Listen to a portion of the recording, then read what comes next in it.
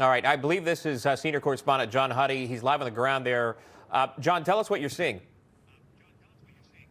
Yeah, so air sirens just went off, and there was a pretty significant barrage of incoming missiles. You could see the clouds of smoke up there. Those are, and I don't know if you could hear that, but those are the interceptions, the explosions from the interceptions.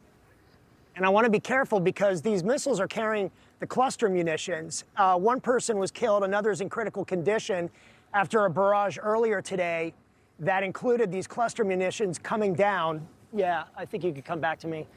The cluster munitions coming down in central Tel Aviv or central Israel, not far from Tel Aviv, the Tel Aviv area.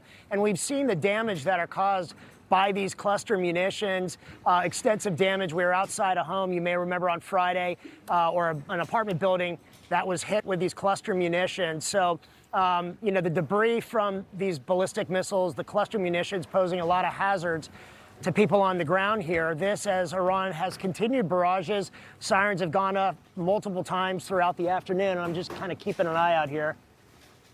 So Iran is still, has capabilities to fire missiles, albeit, and I'm hearing more interceptions, albeit not on such a significant level that we saw in the beginning of this war. But still, they have those capabilities. Nonetheless, though, both the United States and Israel saying they have severely degraded the missile launching capabilities. And now Israeli officials, including the chief of staff of the army, said in an address to the nation here yesterday that to prepare for a long war that could go on for weeks, if not more than a month, but also that the war is going to be entering a next phase where the Israelis, and in cooperation with the United States, are going to go after IRGC, military infrastructure, military technology, military command and control to basically disrupt communications. Guys, back to you. John, just a quick question about the rockets that we've heard behind you, or rather the defense system that's coming up.